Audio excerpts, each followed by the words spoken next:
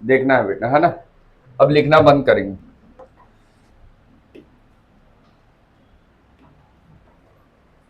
ध्यान से देखिएगा।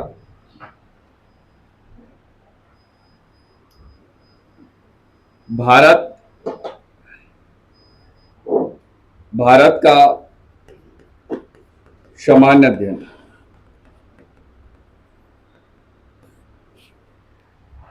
भारत के सामान्य अध्ययन इंडियन जीएस।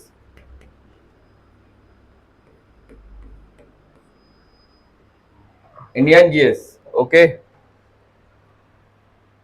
इसमें पहला सब्जेक्ट होता है भारत का भूगोल। भारत का भूगोल, ज्योग्राफी ऑफ इंडिया।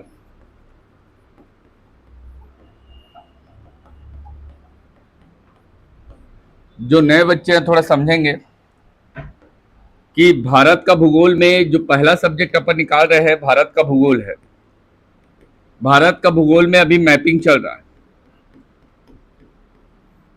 मैपिंग की क्लास चल रही है। मैपिंग क्लास में पहले क्या हुआ अभी क्या हुआ इससे घबराना नहीं है। आज आपको नोट्स अपडेट करना है महाराष्ट्र से। हम लोग पढ़ रहे हैं कौन से राज्य के बारे में? महाराष्ट्र, ठीक है। इससे पहले तमिलनाडु, केरल, कर्नाटक 3 राज्य पढ़ाया हूं, ठीक है। तो वो पिछले हफ्ते की कहानी है, उसके लिए आपको पैनिक नहीं होना। तीनों का वीडियो भी है, वीडियो मिल जाएगा और बैकअप क्लास में आप कवर करेंगे। आज आपको महाराष्ट्र देखना है, ठीक है। महाराष्ट्र से ओवरऑल आपको कवर करना है, महाराष्ट्र से ही पढ़ना है। पहले क्या था क्या नहीं था, जो बच्चे नहीं कर पाए वो घबराएंगे नहीं, ठीक है। ध्यान देंगे बेटा। अपने को मैपिंग करना है। मैपिंग करने के लिए हमको 2-3 चीजें, बेसिक चीजें हमको समझनी पड़ेंगी। जैसे किसी भी राज्य का मैपिंग किया जाता है, स्टेट मैपिंग किया जाता है, तो किसी स्टेट का जब मैपिंग होता है तो हमको सबसे पहले उस राज्य की सड़क पकड़नी है, नेशनल हाईवे, एनएच देखना है, नेशनल हाईवे। राज्य के रोडवेज के बारे में आपको देखना है कि उस पर्टिकुलर राज्य में कौन सा प्रमुख सड़क है। नेशनल हाईवे क्या होता है? तो मैं बताया था कि इसको भारत सरकार की एजेंसी गवर्नमेंट ऑफ इंडिया के द्वारा एक ऐसी एजेंसी होती है जो भारत सरकार के द्वारा निर्मित होती है और जो केवल सड़क बनाने का काम पूरे इंडिया में करती है। इसको हम लोग बोलते हैं national highway authority of India, NHAI।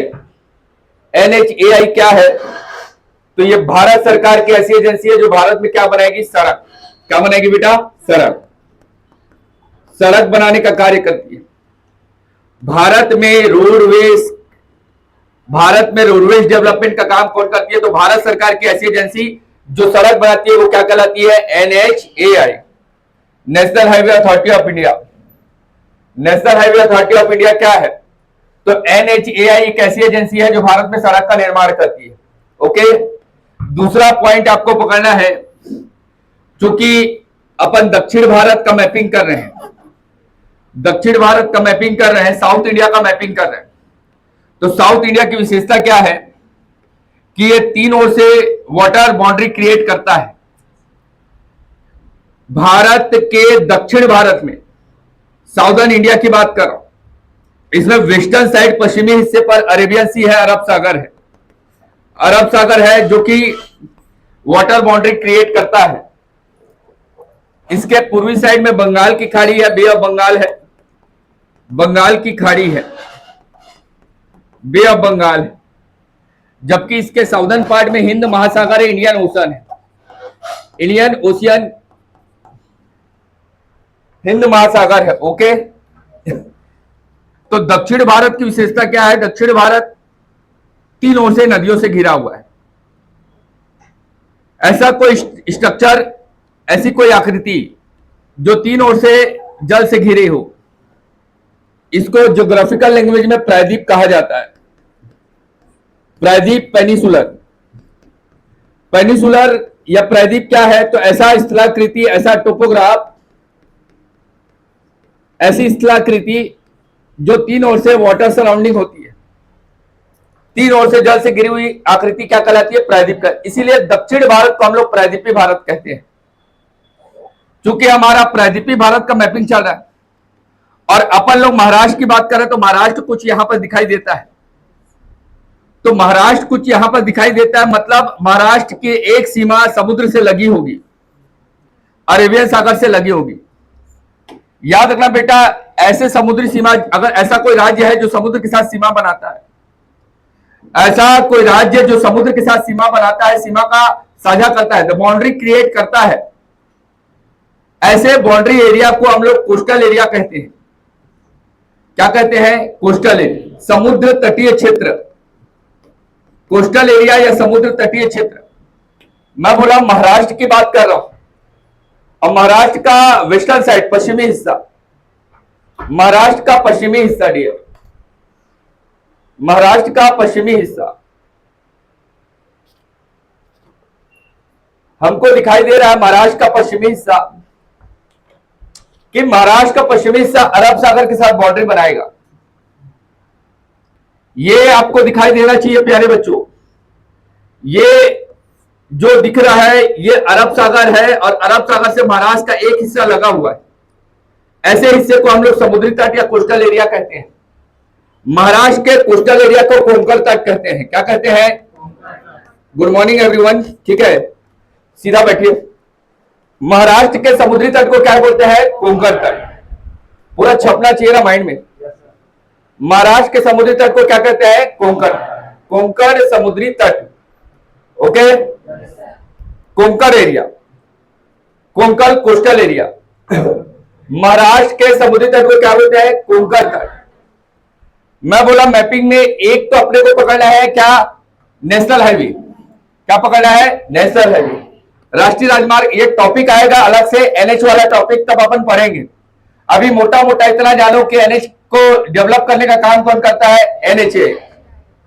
अगर मान लीजिए राज्य समुद्री सीमा बनाता है तो आपको पकड़ना है कोस्टल एरिया। क्या पकड़ना है? Coastal area.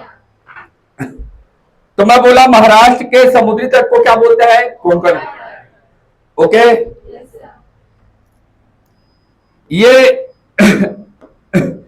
ये है मुंबई।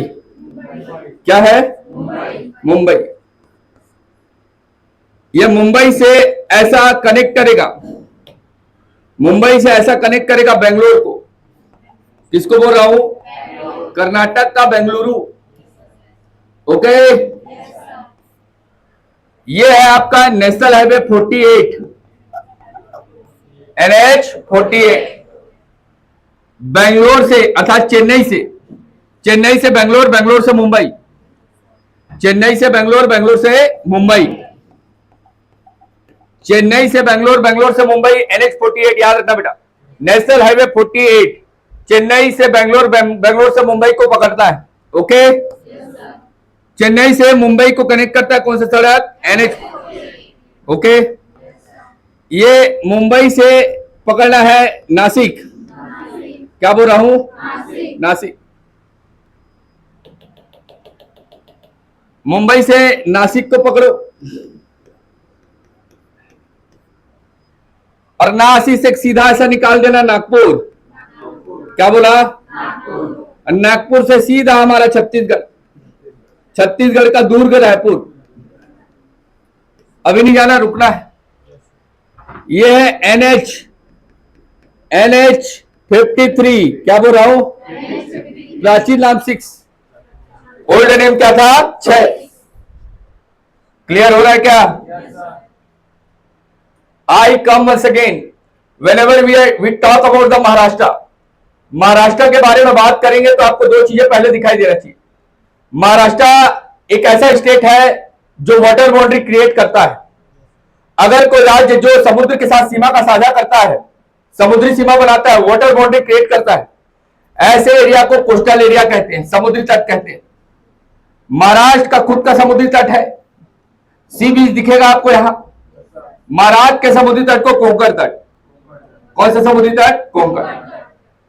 महाराष्ट्र के समुद्री तट को कोंकण तट, कोंकण समुद्री तट, यह महाराष्ट्र। कोंकण समुद्री तट में एक पॉइंट पकड़े अपन मुंबई, क्या पकड़े हैं? अब मुंबई से चेन्नई भागना है, तो मुंबई से चेन्नई जाएंगे, मान लो स्कूटी बाइक किसी में भी जाते हो, तो आप सड़क के माध्यम से जाओगे।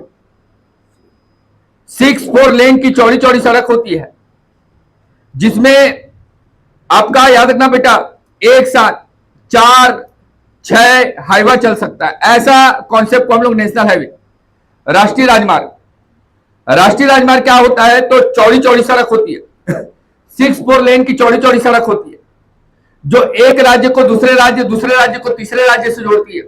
मुंबई, कर्नाटक, तमिलनाडु, मुंबई मतलब महाराष्ट्र, कर्नाटक, तमिलनाडु, 3 राज्यों को कनेक्ट कर दिया। नेशनल हाईवे कौन सा है? 40। मुंबई से अभी पकड़ना है किसको? बेंगलोर। जैसे मुंबई से भागोगे मुंबई से भागोगे तो मुंबई से कंटिन्यू किए हैं तो पकड़े हैं थाने, जोर से बोलो, मुंबई से थाने, थाने से पुणे, क्या है? पुणे। मुंबई से थाने, थाने से पुणे, नेशनल हाईवे 48 पर स्थित शहर मुंबई से थाने, थाने से पुणे। मुंबई से नासिक, नासिक से नागपुर होते हुए छत्तीसगढ़, तो मुंबई से नासिक जाएंगे तो पकड़ेंगे ट्राम्बे, क्या बोला? ट्राम्बे के बाद पकड़ेंगे तारापुर, क्या है? ओके। मुंबई से ट्राम्बे, ट्राम्बे से तारापुर, मुंबई से थाने, थाने से पुणे, ओके। ये मुंबई है, ये है नहावा सेवा, नहावा सेवा, ये मुंबई, ये नहावा सेवा, मुंबई नहावा सेवा, ये मुंबई है, नहावा सेवा है। ये है रत्नागिरी, क्या है? रत्नागिरी, मुंबई नहावा सेवा रत्नागिरी। ये रत्नागिरी, ये है रायगढ़, क्या है?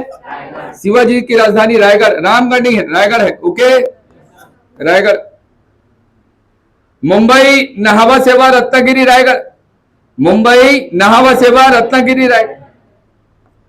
ये है, याद रखना बेटा, लोनावला, और इसके नीचे में खंडाला, आती क्या? खंडाला, ओके, लोनावला, खंडाला, ओके, लोनावला, खंडाला, रायगढ़, रत्नागिरी, नहावा सेवा, मुंबई, ट्राम्बे, तारापुर, मुंबई, पुणे, थाने, पुणे, आपका नासिक, नागपुर, ये पूरा ऐसा सीरीज।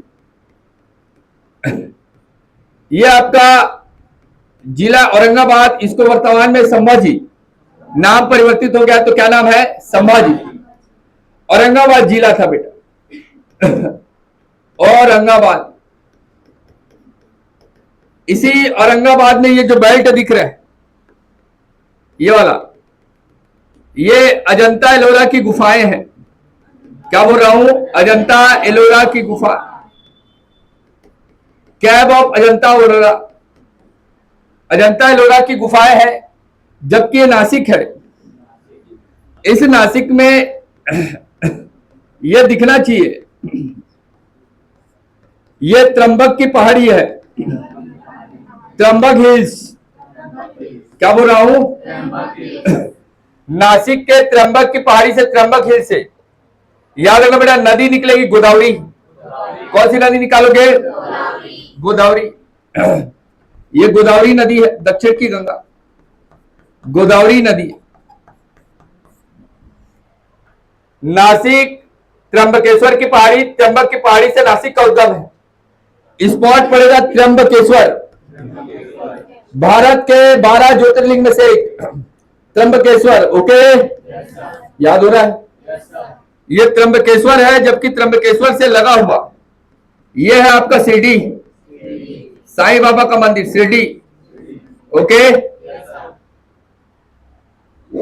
ये मुंबई, थाने, पुणे, मुंबई, तारापुर, ट्राम्बे, तारापुर, नासिक होते हुए नागपुर, औरंगाबाद, अजंता एलोरा की गुफाएं, ओके, याद रहेगा। ये शिरडी है, जबकि यह है वर्धा, क्या है? ये वर्धा है, ये वर्धा है, ये शिरडी है, त्र्यंबकेश्वर की पहाड़ी है, ये वर्धा है, जबकि ये है रालेगढ़। क्या बोल रहा हूं? ये रालेगढ़, ये है दैमाबाद। क्या बोला? ये दैमाबाद। अब इतना तो पकड़ो यार।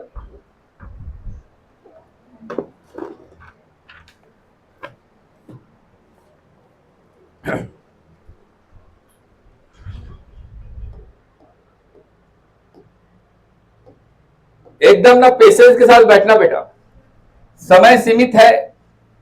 1 घंटे में आपको, 1.5 घंटे में आपको पढ़ाना है एक बड़ा टॉपिक, ठीक है? तो इसीलिए ना लिखने के ऊपर ज्यादा फोकस मत करना। मैं पूरा नोट्स आपको दे दिया, हर चीज बना के दे दिया। सो आपको पैनिक नहीं होना है। पूरा नोट्स आपके व्हाट्सएप ग्रुप में, आपके एप्लीकेशन में मिल जाएगा आपको आफ्टर द क्लास। सिर्फ सुनना है और कंसंट्रेट करना है। क्या करने के लिए? याद करने के लिए। क्लियर है क्या बोलना चाह रहा हूं?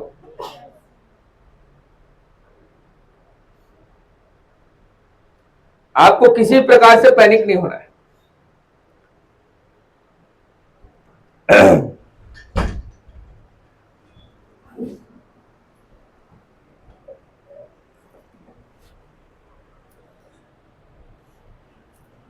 हम लोग पढ़ रहे हैं महाराष्ट्र के बारे में।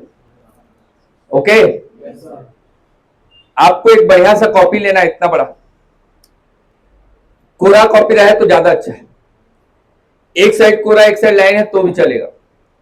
कोरे वाले पेज में आप डायग्राम बनाएंगे, उसका हर एक पॉइंट को लिखेंगे। सबसे पहले आप मैप बनाएंगे, तो मैप में आपको टारगेट करना है नेशनल हाईवे को, राष्ट्रीय राजमार्ग को। अगर वो राज्य में, जिस भी राज्य का मैपिंग कर रहे हैं, जैसे महाराष्ट्र है, कल मान लो गुजरात पढ़े, तो जिस भी राज्य का मैपिंग होता है उस राज्य का पहले डायग्राम, बड़ा सा डायग्राम आप अपने एक पूरे पेज में बनाओगे, ताकि उसको देखते ही मात्र से आपका पूरा ऑब्जर्वेशन हो जाए। जैसे आप उस मैप को देखो तो आपको समझ में आने लगे चीजें कि क्या क्या हो रही है। फिर अगले पेज में पहले इंट्रोडक्शन दिखते हैं। क्या दिखते हैं? इंट्रोडक्शन। ओके, तो अब इंट्रोडक्शन को याद रखेंगे। हम लोग महाराष्ट्र के बारे में पढ़ रहे हैं, तो what is the meaning of Maharashtra? Why Maharashtra? If somebody, आपको कोई आपका नाम दिया तो कुछ तो सोचा होगा, तब तो नाम रखा होगा। जैसे माय नेम इज राहुल, नाम तो सुना ही होगा। तो उस समय शाहरुख खान की मूवी ज्यादा चल रही थी, रख दिए घर वाले। बाद में समझ में आया कि गौतम का पुत्र हूं मैं। सिद्धार्थ के पुत्र का नाम क्या था? राहुल। तो जब राहुल का मीनिंग ढूंढने की कोशिश किया तो पता चला सिद्धार्थ का पुत्र। तो बुद्ध घर छोड़ के गया, मैं भी घर छोड़ के जाऊं। सच्चाई। अरे तुम लोग मजाक में। अब तुम्हारा नाम रख दिया मान लो बुधवारी, तो उसका मतलब है बुधवार को तुम पैदा हुए। अब छत्तीसगढ़ में ऐसी चलता है। तो प्लीज बॉदर हो जाए कि आपको परेशान नहीं होना कि मेरे को इतवारी बुधवारी है ना ये बोल रहे हैं सर। तुमको सोचना है कि महाराष्ट्र क्यों बोलते हैं, वाई महाराष्ट्र। तो महाराष्ट्र का जो शाब्दिक अर्थ था वो था महान राज्य। महान राज्य, महान राज्य है, इसलिए महाराष्ट्र का शाब्दिक अर्थ क्या है? महान राज्य। पहला नंबर। महाराष्ट्र का शाब्दिक अर्थ क्या है? बेसिक मीनिंग ऑफ महाराष्ट्र क्या है? महान राज्य। ओके,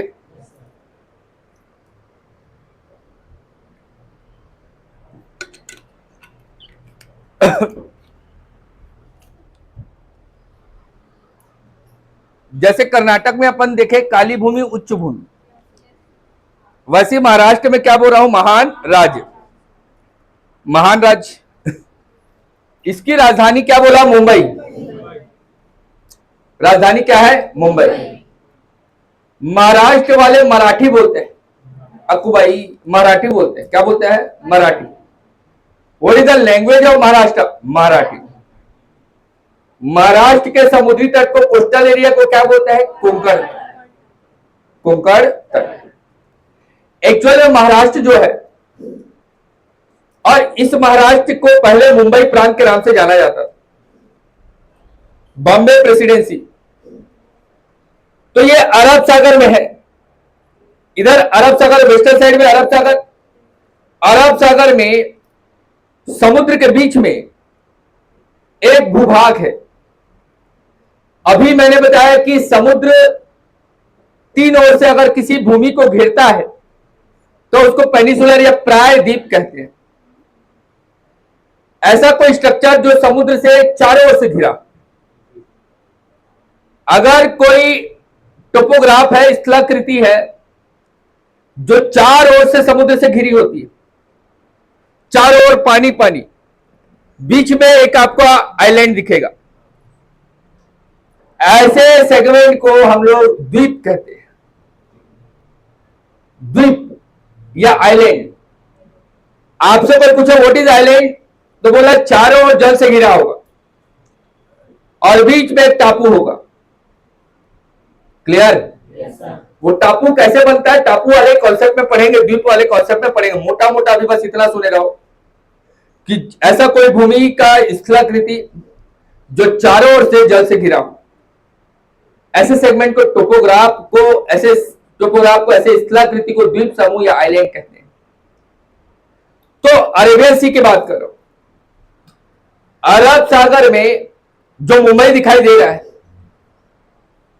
एक्चुअल में मुंबई ये अरब सागर के पूरे बीच में, सेंटर में, चारों ओर जल से घिरा हुआ है।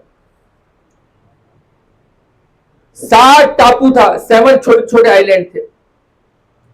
इस 7 टापुओं में बसाया गया है मुंबई को, 7 टापुओं का शहर। अभी मैं मुंबई को ऐसे खोल रहा हूं। So whenever we talk about the Mumbai, first point आपके माइंड में आना चाहिए कि टापुओं का शहर किसे कहते हैं? मुंबई। टापुओं का शहर है, 7 टापुओं में बसाया गया है मुंबई। पूरे द्वीप को सालसेट द्वीप, सालसेट आइलैंड, सालसेट द्वीप के नाम से अपन जानते हैं। तो सालसेट द्वीप कहां है पूछेगा तो मुंबई। 7 टापुओं का शहर कहां है बोलेगा तो मुंबई। ये मुंबई है। मुंबई से अरब सागर लगभग 173 किलोमीटर की दूरी पर एक क्षेत्र पाया गया ना, जिसको नाम दिया गया बॉम्बे हाई। क्या बोल रहा हूं? बॉम्बे हाई अरब सागर मुंबई से अप्रोक्स 173 से 175 किलोमीटर की दूरी पर अरब सागर में, इन द अरेबियन सी, मुंबई से 175, 173, 75 किलोमीटर की दूरी पर अरब सागर में एक क्षेत्र मिला जिसको बॉम्बे हाई के नाम से जाना जाता है। यह क्षेत्र पेट्रोलियम का क्षेत्र था। भारत में खनिज की बात करेंगे या फिर एनर्जी फ्यूल्स की बात करेंगे, ईंधन की बात करें, तो डीजल पेट्रोलियम के कॉन्सेप्ट पर अपन जाते हैं। भारत में पेट्रोलियम का सबसे बड़ा क्षेत्र में से एक क्षेत्र है बॉम्बे हाई। अरब सागर के अंदर से हमको पेट्रोलियम खनिज प्राप्त हो। चूंकि अपन देखेंगे कि भारत के डोमेस्टिक एरिया के बाद जो समुद्र का कुछ क्षेत्र भारत की सीमा के अंतर्गत आता है, तो यह क्षेत्र भारत की सीमा के अंतर्गत आता है। तो इसमें संपूर्ण अधिकार किसका हो जाएगा? भारत का।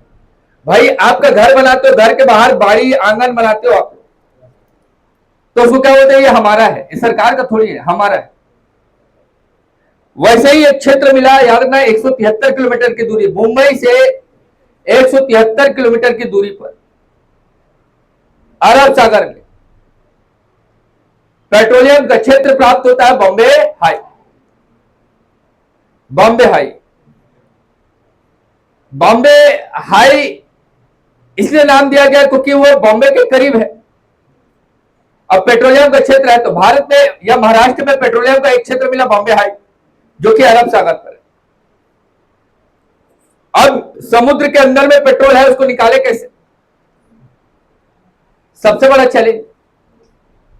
तो उसको ड्रिल किया जा सकता है। ड्रिल मतलब गड्ढा करना। समुद्र के अंदर में जाना है और जाकर गड्ढा करके वहां से पेट्रोलियम को निकालना है। इसके लिए एक विशेष प्रकार के जहाज का प्रयोग किया जाता है, सागर सम्राट। सागर सम्राट, सागर सम्राट ड्रिलिंग शिप की सहायता से बॉम्बे हाई नामक क्षेत्र में, ड्रिलिंग शिप इसलिए कहते हैं क्योंकि अंदर जा, अगर पानी के ऊपर तैरता है तो शिप, अंदर जा रहा है मतलब ड्रिलिंग शिप। सागर सम्राट ड्रिलिंग शिप की सहायता से बॉम्बे हाई से पेट्रोलियम निकाला जाता है। बॉम्बे हाई याद हुआ? मुंबई से 173 किलोमीटर की दूरी पर अरेबियन सी में, अरब सागर, बॉम्बे हाई नामक क्षेत्र है जो कि एक पेट्रोलियम का क्षेत्र है, जहां ड्रिलिंग शिप सागर सम्राट की सहायता से पेट्रोलियम खनिज का क्या करते हैं बेटा? निष्कासन करते हैं, निकालते हैं। ओके, अरब सागर में स्थित है। मुंबई को मैं बोला कि 7 द्वीपों में बसा गया, 7 टापुओं का शहर। साल्सेट द्वीप, कौन सा द्वीप? साल्सेट। महाराष्ट्र की राजधानी है मुंबई। भारत की आर्थिक राजधानी का दर्जा मिला है Mumbai. Economical capital of India है, आर्थिक राजधानी। भारत की आर्थिक राजधानी इसलिए कहते हैं क्योंकि यहां आरबीआई का मुख्यालय है, रिजर्व बैंक ऑफ इंडिया, बैंकों के पिताजी। भारत में सभी बैंकों का जो फादर है, बैंकों के फादर, सभी बैंकों का बाप, वो है reserve bank of India, RBI. RBI का हेडक्वार्टर कहां है? तो मुंबई। 1935 आरबीआई का गठन कब हुआ? 1935। चूंकि आरबीआई का मुख्यालय है इसलिए भारत की आर्थिक राजधानी, economical capital of India, RBI, sorry Mumbai. यहां पर जैसे कि अपन लोग बात करें शेयर मार्केट की, तो शेयर मार्केट से संबंधित जो आपका कॉन्सेप्ट है उसमें स्टॉक एक्सचेंज का कॉन्सेप्ट चलता है। किसी कंपनी के शेयर को खरीदना या कंपनी के शेयर को बेचना। इसलिए national stock exchange, NSE, Bombay stock exchange, NSE, national stock exchange, Bombay stock exchange, इसका मुख्यालय कहां है? तो मुंबई। चूंकि एनएसई और बीएसई का मुख्यालय है, इसीलिए मुंबई को भारत की वाणिज्यिक राजधानी, statistical capital of India, Bharat की वाणिज्यिक राजधानी भी कहते हैं। ओके, बॉम्बे किसको याद नहीं हो रहा है? हो गया, चल खड़े हो, बोल।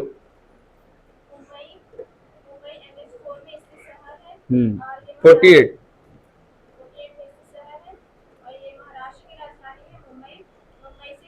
बंद कर तो भाई, फैट को। बॉम्बे हाई नामक एक पेट्रोलियम क्षेत्र है जहां से सागर सम्राट ड्रिलिंग की सहायता से पेट्रोलियम को निकाला जाता है। मुंबई को 7 टापुओं का शहर कहते हैं, यहीं पे साल्सेट द्वीप है। मुंबई को आर्थिक राजधानी भी कहते हैं क्योंकि यहाँ पे आरबीआई का मुख्यालय है। हाँ, और इसको वाणिज्यिक राजधानी भी कहते हैं क्योंकि यहाँ पे नेशनल स्टॉक एक्सचेंज और बॉम्बे स्टॉक एक्सचेंज है।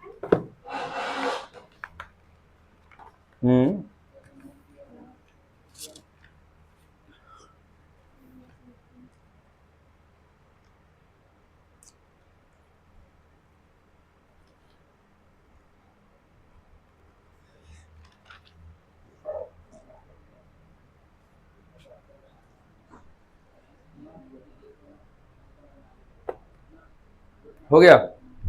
अभी खाली मुंबई को ही याद करना है, बैठो, थोड़ा फोकस करना।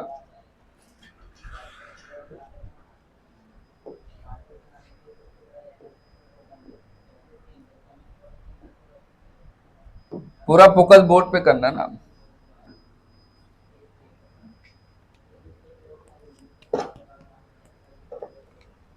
पूरा फोकस बोर्ड में करना बेटा, है ना।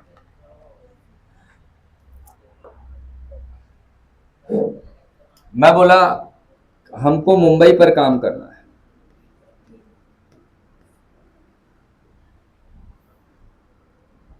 Mumbai, it is a capital city of Maharashtra.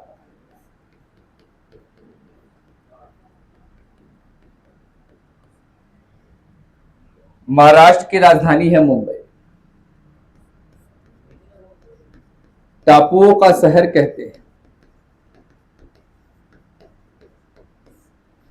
7 टापुओं में बसाया गया है।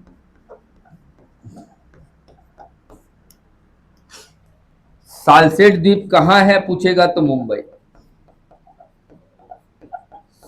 सालसेट द्वीप कहां है तो मुंबई।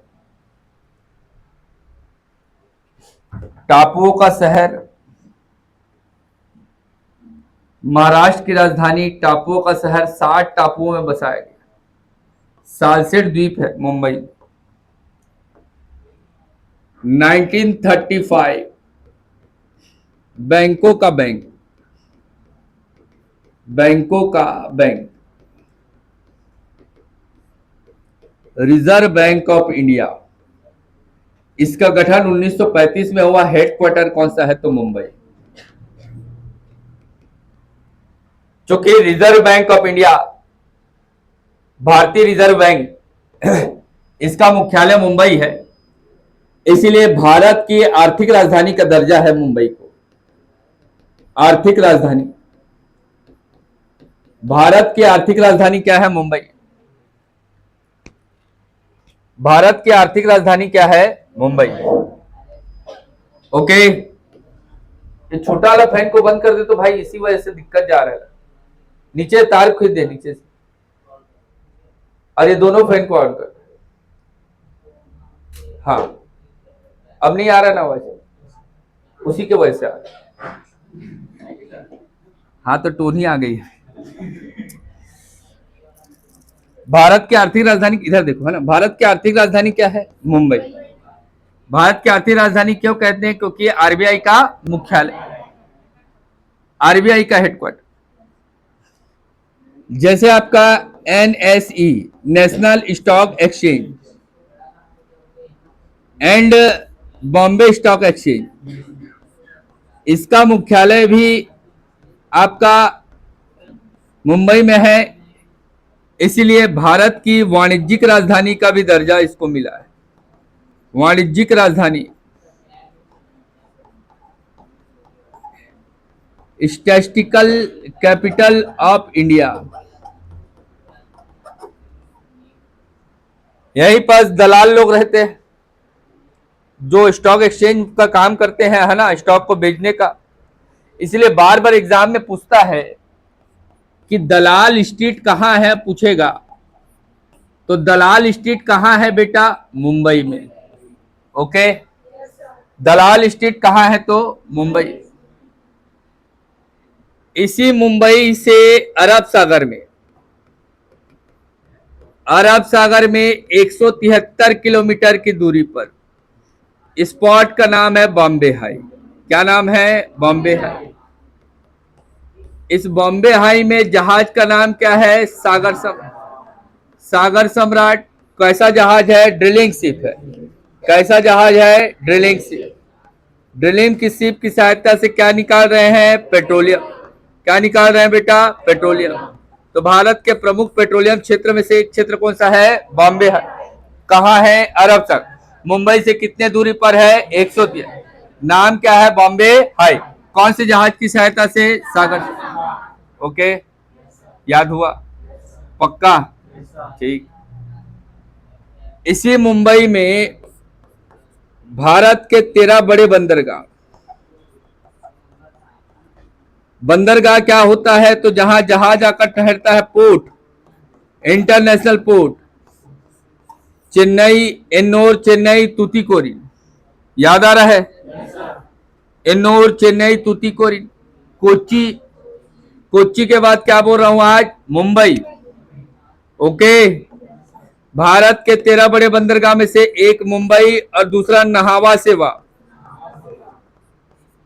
मुंबई के ट्रैफिक को कम करने के लिए नाहवा सेवा बंदरगाह का प्रयोग करते हैं। 13 में से एक, तो दो बंदरगाह है, दो बंदरगाह है, कहा? मुंबई और नाहवा सेवा। 13 बड़े बंदरगाह में से एक। भारत में 18 रेलवे जोन है। कितने रेलवे जोन है? 18। 18 रेलवे जोन में से दो रेलवे जोन का मुख्यालय है मुंबई।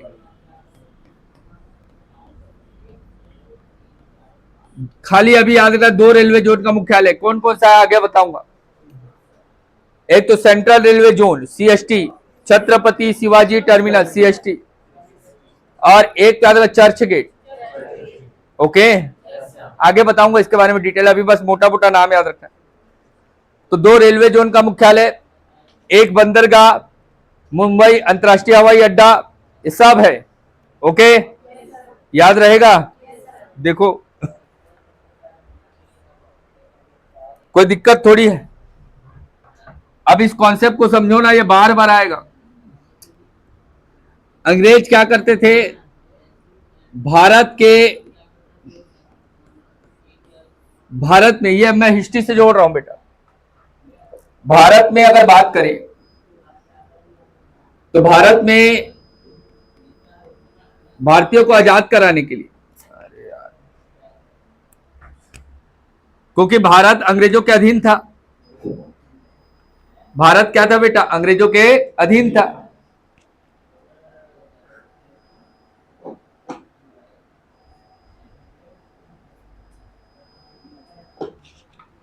चलो कोई बात नहीं, भारत अंग्रेजों का गुलाम था बेटा। अब अंग्रेज भारत को इस प्रकार से कंट्रोल किए थे कि भारत छोड़कर जाना ही नहीं चाह रहे। तो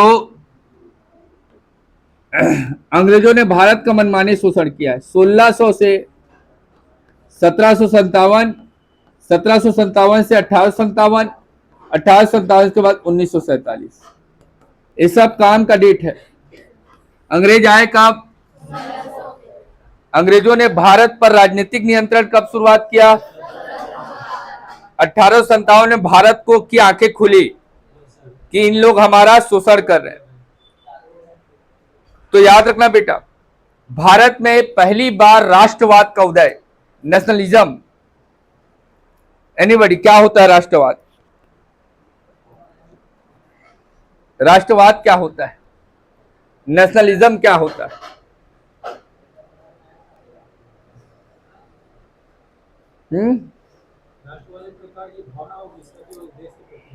क्या है? तो वही पूछ, भावना है वो तो बैठी है आगे में।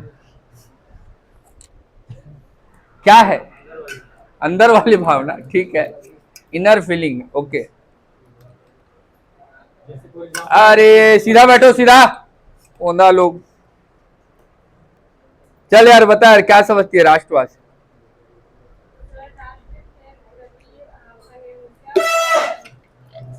राष्ट्रपति आलू भैया, क्या बोल रही हो? भूख लग रहा है क्या सुबह सुबह? नेशनलिज्म क्या है? According to you what is nationalism? Jai, love for nation. जैसे फॉर एग्जांपल,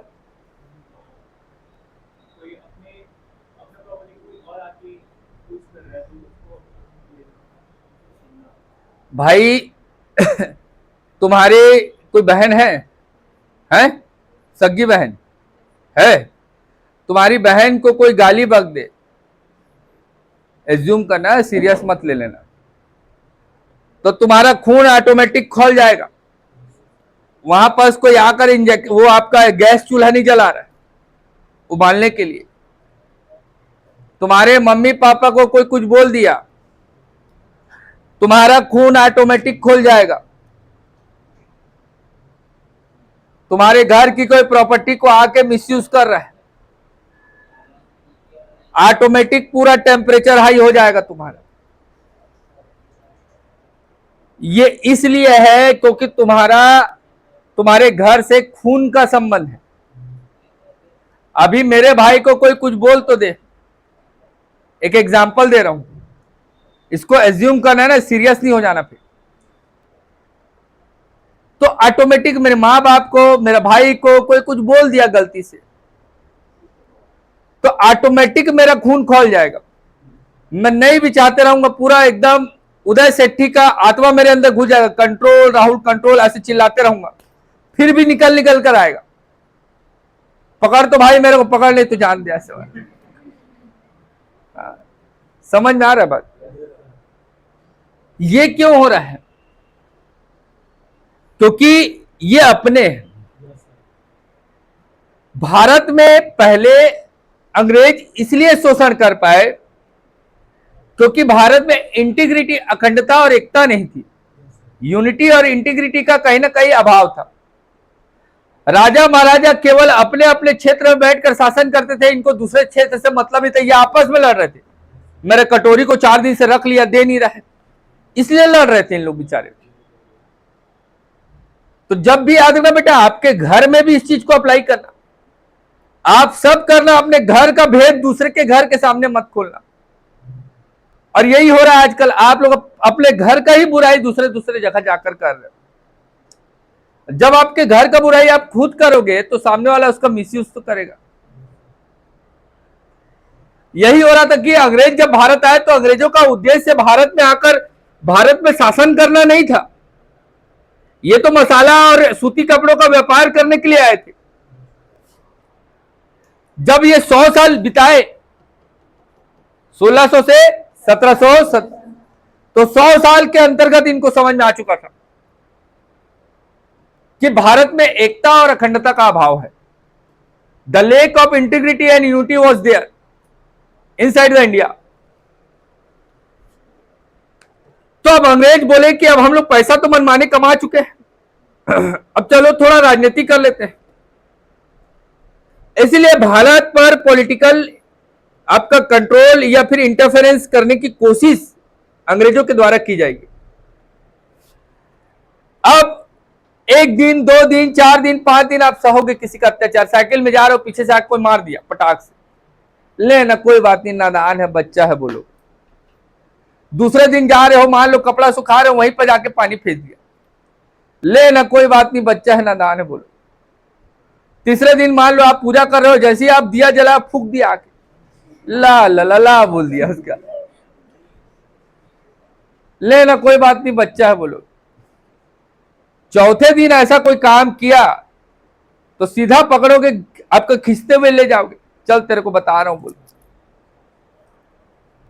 इसको बोलते हैं बेटा सहने की हद। अगर दुनिया आप पर पोक कर रही है, कुछ ना कुछ कारणवश से आपको कर रही है, तो एक दिन वो फ्रस्ट्रेशन टूटता है, वो निकलेगा। ऐसे ही हुआ, 100 साल तक हमारा मनमाने शोषण किया अंग्रेज, 1757 से लेकर 1857 तक।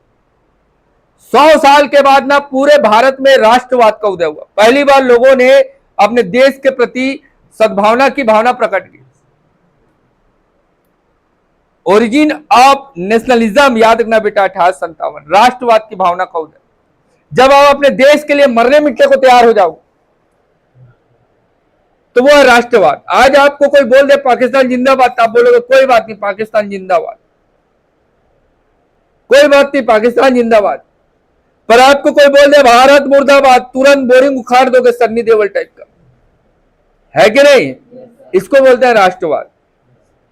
If I want to say what is a nationalism, then you must have to understand nationalism concept. राष्ट्रवाद को समझना बहुत जरूरी है आज के डेट में। आज आप लोग 2026 है ना, 21 सेंचुरी में रह रहे हो, राष्ट्रवाद नहीं जान रहे हो तो दिक्कत है। नेशनलिज्म एक ऐसा कॉन्सेप्ट है जो आपके अंतरात्मा से आपके देश के प्रति सम्मान प्रेम की भावना को प्रकट करता है। जैसे हम लोग कहीं पर जाते हैं, राष्ट्रगान चलता है तो रुक जाते, ठहर जाते, खड़े हो जाते, क्यों है? क्योंकि हमारे अंदर नेशनलिज्म। छोड़ना राष्ट्रीय गान चल रहा है, हमको क्या करना है, हम अपने रास्ते निकलते हैं, बोलोगे ये राष्ट्रवाद नहीं है। अपने देश के प्रति मान सम्मान और कृतज्ञता आपके अंदर होनी चाहिए, और वो सबसे पहला प्रायोरिटी है। क्योंकि भारत में है ना, तुम पहले छत्तीसगढ़िया रैगड़िया होने से पहले तुम भारतीय हो।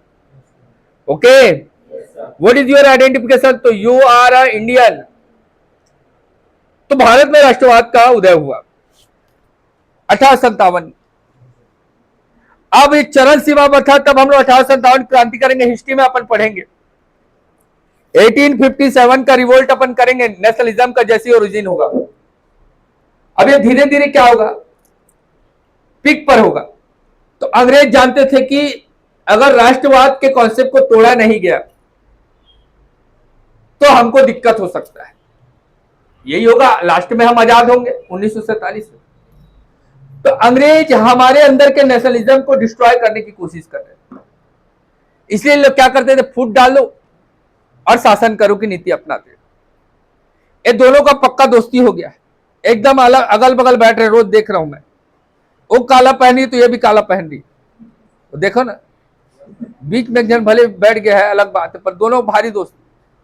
मान लो वो रोहन भाई, तू लोग सीरियस नहीं हो जाना ना, मैं बोला हूं इस क्लास में जितनी बात सब्जेक्टिव के अलावा कहूंगा वो सब काल्पनिक बातें हैं, इसका वास्तविकता से कोई लेना देना नहीं है। पिक्चर पर दर्शाए गए सभी चलचित्र काल्पनिक है। ओके, आओ, नहीं यहाँ पर सीरियस हो गए तो दिक्कत नहीं, हम लोग सर हम लोग की दोस्ती से जल रहे थे, जल रहा था, ठीक। तो इन लोग का दोस्ती हो गया, फुल दोस्ती चल रहा एकदम, मतलब एक साथ एक ही तो चाय में पी दे रहे चाय, दोनों का इतना दोस्त, एक ही तो प्याला में। ऐसे थोड़ी हो रहा है, क्या भरोसा हो भी जा रहा होगा तो हमको थोड़ी, इंसान और इंसान से प्यार करता हूं बोलेंगे, क्लियर है। तो अब मान लो ये लोग चाय पी रहे, अब मेरे को बर्दाश्त नहीं हो रहा है कि लोग चाय पी रहे हैं, क्लियर। तो मैं क्या किया, इन दोनों के बीच में फूट डालने का काम शुरू किया। सुन ना बेटा आयुष, काजल तेरे बारे में ऐसे ऐसे बोली, तेरे को पता नहीं, माँ छी ऐसे बोल दे, लास्ट अब भड़क जाएगी। अब काजल को जाके उल्टा बोल दे, काजल आयुष तो ऐसे बोल रही थी, काजल बहुत होशियारी मारती है, हाइट कम फाइट ज्यादा। दे दोनों का गप गिप चालू, लड़ाई चालू। ऐसे कौन से बोलते हैं, फूट डालो शासन करो की नीति। अंग्रेज यही कर रहे थे कि दो अलग अलग राष्ट्रों को लड़वा देते। इस समय बंगाल जो था ना हमारा सबसे बड़ा गढ़ था, भारत राजनीतिक गढ़ था। भारत का राजनीतिक गढ़, पॉलिटिकल जो सबसे बड़ा स्ट्रक्चर था, जैसे आज आपका दिल्ली है ना, उस समय पहले समय में कोलकाता बंगाल का क्षेत्र था। तो अंग्रेज क्या किए, प्रशासनिक अनियमितता का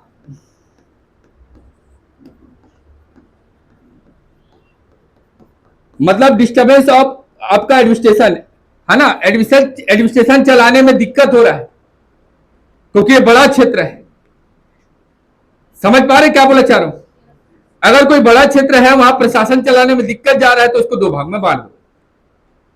इसीलिए बंगाल का विभाजन कर दिया अंग्रेज 1905, क्योंकि जान रहे थे कि बंगाल को अगर तोड़ा नहीं गया तो हमारे लिए दिक्कत होगा। इसीलिए प्रशासनिक है ना बेटा, प्रशासनिक अनियमितता, इरेगुलेशन, याद रखना बेटा, एडमिनिस्ट्रेटिव डिस्टर्बेंस के कारण क्या किया, बंगाल को विभाजित कर दिया। बोला कि बंगाल को दो टुकड़ों में बांट दो, क्योंकि बंगाल को अगर नहीं तोड़े तो अंग्रेज जा रहे थे कि बंगाल के कौन कौन से गली गली पारा पारा से लोग निकलेंगे, कब हमको मारेंगे पता नहीं चलेगा।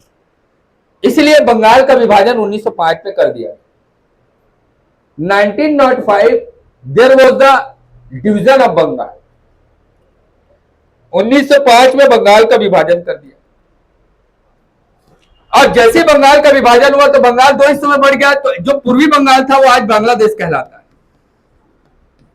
जो ईस्ट बंगाल है वो बांग्लादेश बन गया, और जो वेस्ट बंगाल है आज पश्चिम बंगाल के नाम से जाना जाता है। यह कब हुआ, 1905। जैसे बंगाल का विभाजन हुआ ना, तो जगह जगह पर ना इसकी आलोचना होने लगी। अंग्रेज हमको अलग करना चाह रहे हैं, हमको तोड़वा रहे हैं, हिंदू मुस्लिम कर रहे हैं, अपने वोट बैंक की है ना रोटी सेकने के लिए हमको लड़वा रहे, हिंदू मुस्लिम सिख ऐसे करके। तो बंगालियों को तोड़ दिया गया। बंगाल मतलब उस समय सबसे बड़ा राजनीतिक क्षेत्र। 1905 में बंगाल का विभाजन हो गया, जगह जगह इसका विरोध होने लगा। अब 1905, 1906, 1907, 1908, 1909, 1910 विरोध चरम सीमा पर पहुंच गया। और ये बात पहुंच गई ब्रिटेन। अब ब्रिटेन में जब ये बात पहुंची तो अब ब्रिटेन के महाराजा को लगा कि इस विभाजन पर रोक नहीं लगाया गया तो इन लोग चरम सीमा पर आ जाएंगे, क्योंकि इनके अंदर राष्ट्रवाद तो पहले ही पैदा हो चुका है। लोग अपनी जान देने के लिए तैयार थे ना, पर हमको भारत चाहिए, वो भी आजाद भारत। अब तुम्हारे घर में कोई मेहमान आकर रह गया, 1 हफ्ता 2 हफ्ता अच्छा लगेगा, 2 हफ्ते के बाद तीसरा हफ्ता जैसे शुरू होगा तुम्हारा दिमाग खराब होगा, कब जाएगा रे, बहुत दिन से बैठा है, नाटक कर रहा है, जब देखो सुबह 4 बजे उठा देता है अलार्म लगा के, चिल्ला देगा, चीखेगा भी इतना जोर से चीखेगा कि मेरा नींद समझ रहे हो बात।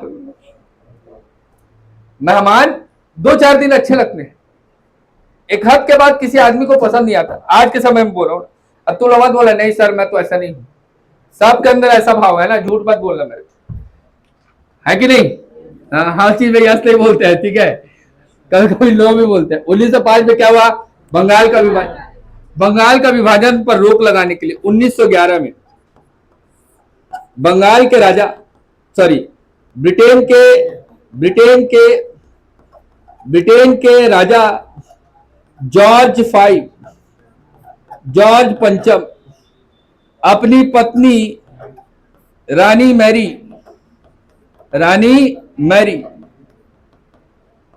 ब्रिटेन के राजा याद रखना, जॉर्ज पंचम अपनी पत्नी रानी मैरी के साथ भारत आए 1911 में बंगाल विभाजन पर रोक लगाने। आप कोई ऐसा पर्सनालिटी जो हमारे लिए आ रहा है, हमारे फायदा के लिए आ रहा है, अब ऐसा आदमी है जो ब्रिटेन में राजा है और हमारे यहाँ, जैसे मान लीजिए आज भारत का प्रधानमंत्री नरेंद्र मोदी रायगढ़ आएगा, तो रायगढ़ अगर ऐसा कोई पर्सनालिटी आ रहा है तो रायगढ़ को पूरा रंग बिरंगा सजा दिया जाएगा, जगह जगह में पोस्टर बैनर फ्लैक्स, सड़कें एकदम पक्की सड़क में निर्मित हो जाएंगी, है ना, कार्यालय भवन रंग पुताई से एकदम चमकने लगेगा, रायगढ़ सुंदर सुघर रायगढ़ दिखने लगेगा, है कि नहीं?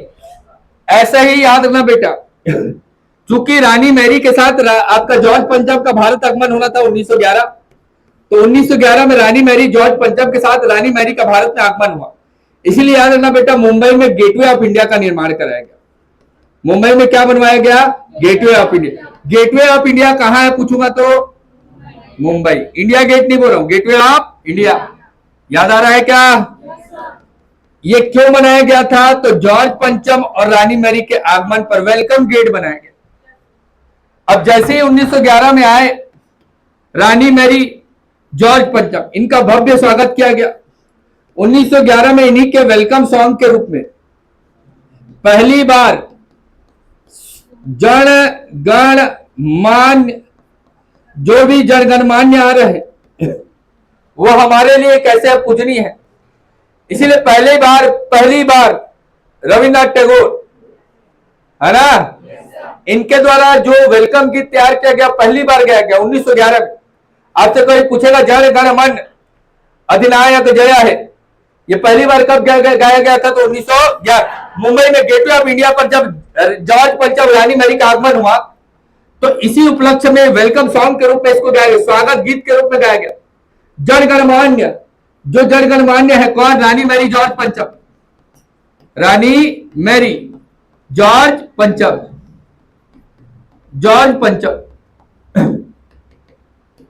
रानी मैरी जॉर्ज पंचम के वेलकम सॉन्ग पर ये बोल रहे हैं, जैसे हम लोग के यहाँ कोई आपका अभिनेता है या फिर कोई नेता आता है तो हम लोग वेलकम सॉन्ग में सरस्वती वंदना, है ना, या फिर कोई भी आपका ऐसा गीत गाते हैं, या कुंदे तू तुषार हार धवला, ऐसा बोल के बेसुरा टाइप चिल्लाते रहते हैं, 2-4 लोग होता है ना, वैसे तो हम लोग बोल रहे हैं जो जनगणमान्य है, जन गण मन अधिनायक, जो जनगणमान्य है, जो अधिनायक है, वो भारत आने पर भारत भाग्यशाली है। जनगण मन अधिनायक जय है, भारत भाग्य विधाता, इनके आने पर भारत सौभाग्यशाली, भारत भाग्य विधाता। इसीलिए याद रखना बेटा, जनगण मन को कई लोग राष्ट्रगान के रूप में आज भी स्वीकार नहीं कर पा रहे, क्योंकि ये आपका वेलकम सॉन्ग के रूप में गाया गया था। क्लियर है? इसीलिए कई जगह में राष्ट्रगान को क्या करते हैं बेटा? डिनाय कर। ये तो अंग्रेजों के वेलकम पर गाया गया गीत है, ये भारत का कैसे नेशनल एंथम हो सकता है? ऐसा बोलकर। तो आपको इससे मतलब क्या है? 1911 में किसका आगमन हुआ है? रानी मैरी जॉर्ज पंचम। कहां हुआ? मुंबई। मुंबई में वेलकम में क्या बनाया था? Gateway of India. 1911 में कौन सा गीत गाया गया? कौन सा गान गाया गया? राष्ट्रगान। राष्ट्रगान भारत में कौन सा था? जन गण मन अधिनायक, वेलकम सॉन्ग के रूप में गए। ओके, ये मुंबई अंग्रेजों के आने से पहले से मुंबई ये पुर्तगालियों के अधीन था। पुर्तगीज अंग्रेजों से पहले भारत को ला चुके थे पुर्तगीज। तो पुर्तगालियों ने बॉम्बे को अपना गढ़ बनाकर रखा था। गोवा इनका गढ़ है ना? ये जो दिख रहा है ना डियर, यही है गोवा। ये क्या है? गोवा।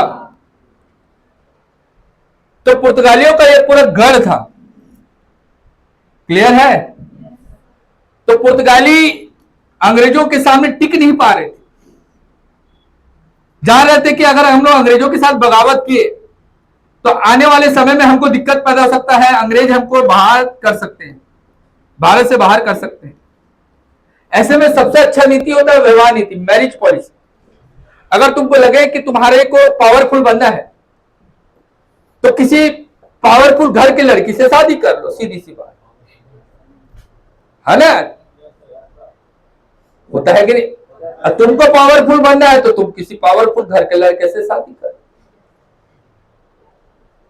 है ना? 100 एकड़ जमीन हो, 5-6 तो घर हो, गाय बैल हो, बकरी हो, है ना? देख के शादी करना भाई, बता। तब तो पावरफुल बन पाओ, तब तो ऐसा लाइफ जी पाओगे। इसको बोलते हैं विवाह नीति। इतिहास में विवाह नीति बहुत, जैसे अकबर अपनाया था, राजपूतों की राजकुमारी से शादी कर लिया, ठीक है? क्योंकि राजपूत मेरे खिलाफ बगावत ना कर सकते। भाई मैं तो दामाद हूं तुम्हारा, तुम मेरे को कैसे मारोगे? आजकल दामाद को पहले मार रहे हैं, खुदा खुदा कर बता रहा हूं, ठीक है? मुंबई पहले पुर्तगीज के अधीन था। मुंबई को प्राचीन समय बॉम्बे के नाम से जाना जाता था। पुर्तगाली अच्छे से जान रहे थे कि हम लोग अंग्रेजों के खिलाफ अगर डिप्लोमेसी कॉन्सेप्ट को नहीं अपनाते, कूटनीति को नहीं आते, तो अंग्रेज हमको बाहर कर देंगे। इसीलिए पुर्तगालियों ने अपनी राजकुमारी कैथरीन डी ब्रिगांजा, क्या नाम बोल रहा हूं? कैथरीन डी ब्रिगांजा, कैथरीन डी ब्रिगांजा,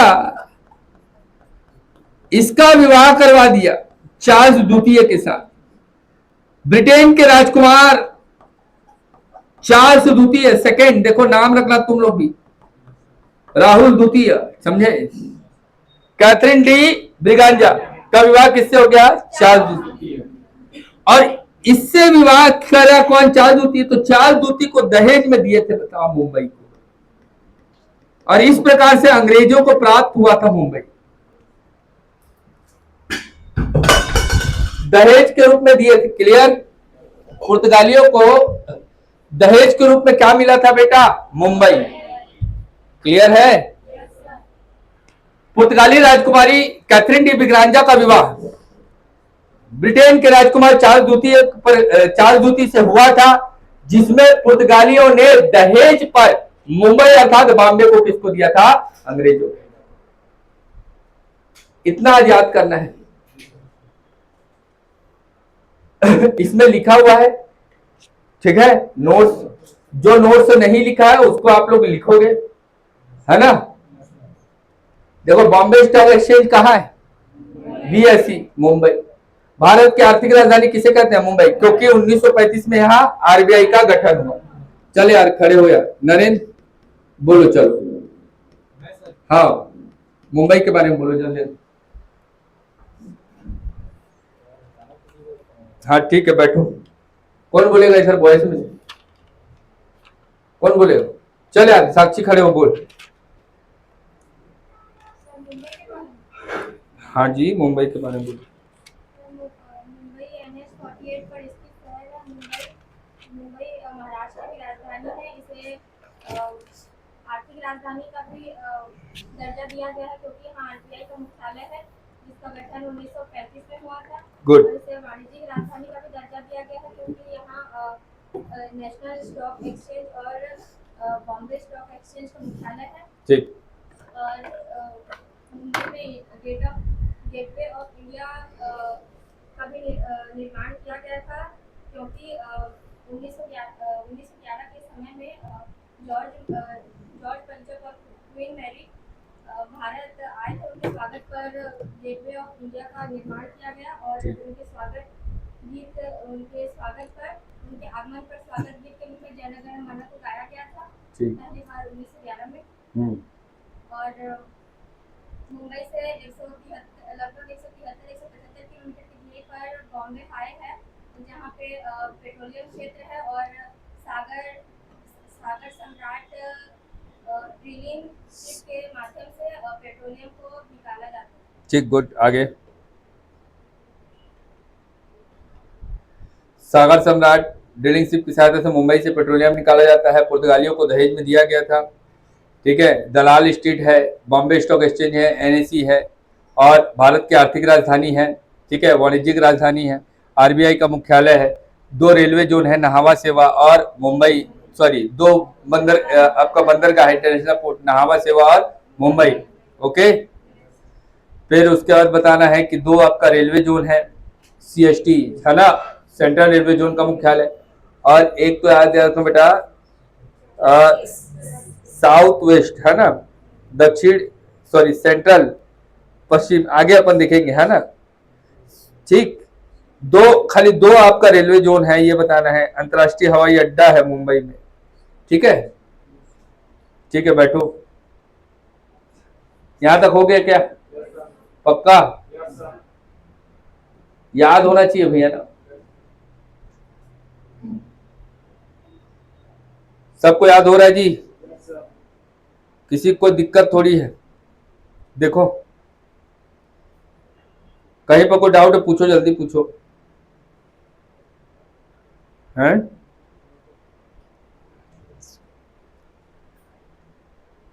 कोई भी डाउट है तो पूछिए बेटा।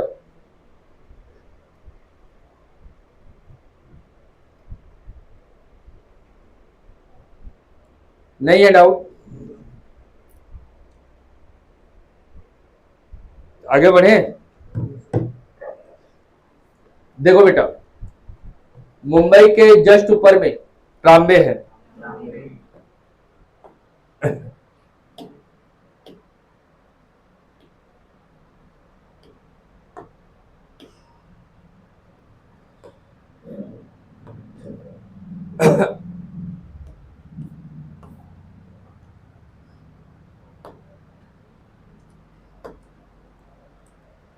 ट्राम्बे, यहां भाभा एटॉमिक रिसर्च सेंटर,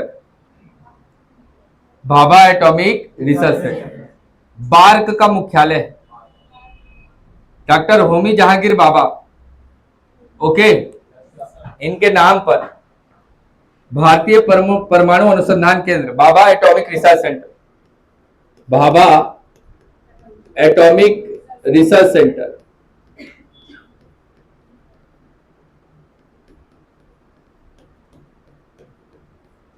ठीक है, बार्क है, इसका गठन 1954 में हुआ था। इसका प्राचीन नाम परमाणु ऊर्जा विभाग था, परमाणु ऊर्जा विभाग। होमी जहांगीर भाभा की मृत्यु हो गई 1967 में इसका नाम परिवर्तित करके भाभा एटॉमिक रिसर्च सेंटर कर दिया। जब ये गठित हुआ तो किस नाम से गठित हुआ? परमाणु ऊर्जा विभाग। 1967 में याद रखना बेटा, जब भाभा आपका डॉक्टर होमी जहांगीर भाभा, जो कि भारत में परमाणु वैज्ञानिक के नाम से जाने जाते हैं, जैसे इनकी मृत्यु हुई तो इस डिपार्टमेंट का नाम परिवर्तित करके भाभा, डॉक्टर होमी जहांगीर भाभा के नाम पर भाभा एटॉमिक रिसर्च सेंटर कर दिया गया है 1967 में। ओके, याद रहेगा डियर? कब हुआ इसका गठन? 1954। इसका प्राचीन नाम क्या था? परमाणु ऊर्जा विभाग, परमाणु ऊर्जा विभाग। भारत सरकार ने डॉक्टर होमी जहांगीर भाभा को सम्मान देने के लिए 1967 में होमी जहांगीर की मृत्यु के बाद इसका नाम परिवर्तित करके क्या कर दिया गया है? Bhabha Atomic Research centre. Okay, कहां स्थित है? तो ट्राम्बे। कहां स्थित है? तो ट्राम्बे।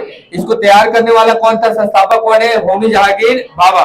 ओके, यहीं पर याद रखना बेटा, एक परमाणु, ठीक है, कार्यक्रम चलाया जाता है और अनेक प्रकार के बेटा न्यूक्लियर प्लांट जैसे कि आपका जर्लिना, साइरस, अप्सरा इस प्रकार से तैयार किए जाते हैं।